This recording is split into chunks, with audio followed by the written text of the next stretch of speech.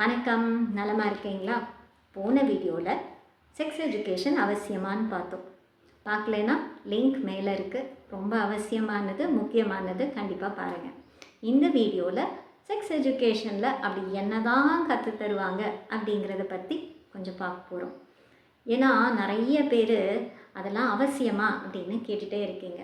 நீங்கள் சொல்லித்தரலன்னா இல்லை கரெக்டான சோர்ஸ் மூலமாக அவங்க தெரிஞ்சுக்கல அப்படின்னா தேவையில்லாத நபர்கள் மூலமாக தெரிஞ்சுப்பாங்க, இல்லை தேவையில்லாமல் ஃபோன் பார்த்து தெரிஞ்சுக்குவாங்க. அந்த ரெண்டுமே தவறாக தான் போய் முடியுமே தவிர கரெக்டான புரிதலை என்றைக்குமே அவங்களுக்கு கொண்டு போய் சேர்க்காது. சரி, ஃபஸ்ட்டு பாயிண்ட், இந்த வயசுலேயே என் பிள்ளை இதெல்லாம் தெரிஞ்சுக்கணுமா அப்படின்னா அப்படி இல்லை.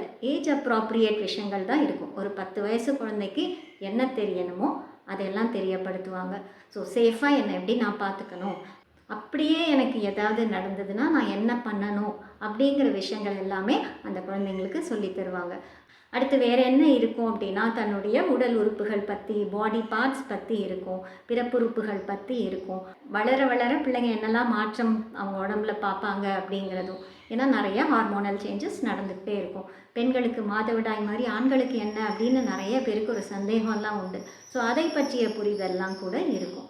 அதை தாண்டி லவ்னா என்ன, லவ்னு ஒரு ஃபீலிங் வரும்பொழுது என் கூடவே செக்ஸுங்கிற ஒரு விஷயமும் வருது. அந்த மாதிரி சூழ்நிலையில் நான் எப்படி என்ன பத்திரமா பார்த்துக்கணும் அப்படிங்கிற விஷயம் எல்லாமும் அதுக்குள்ளே இருக்கும்.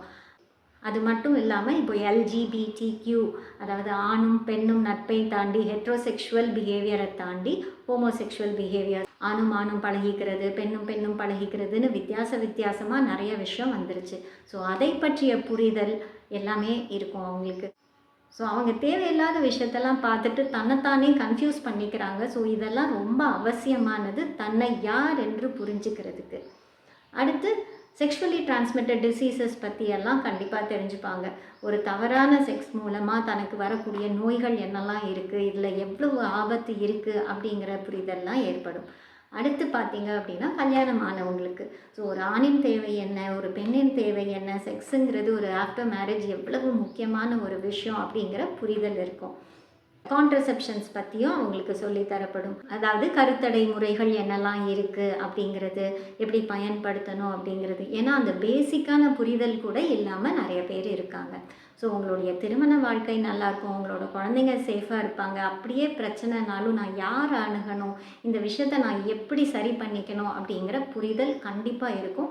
செக்ஸ் எஜுகேஷன் சரியான முறையில் அவங்களுக்கு போய் சேருது அப்படின்னா கண்டிப்பாக சில விஷயத்தை பற்றி பேசும்பொழுது அது ஒரு தூண்டுதலாகவும் ஆர்வமும் ஏற்படும். ஆனாலும் அதோடையே சேர்ந்து உங்களை எப்படி பாதுகாப்பாக வச்சுக்கணும், எப்படி இந்த மாதிரி சூழ்நிலையில் நடந்துக்கணும் அப்படிங்கிற புரிதல் ஏற்படும். ஸோ செக்ஸ் எஜுகேஷனில் இவ்வளவு தான் இருக்கும். இதை தாண்டி பெரிய விஷயம் ஒன்றும் இல்லை. ரொம்ப பாதுகாப்பானது, அவசியமானது. தேங்க்யூ. டாட்டா.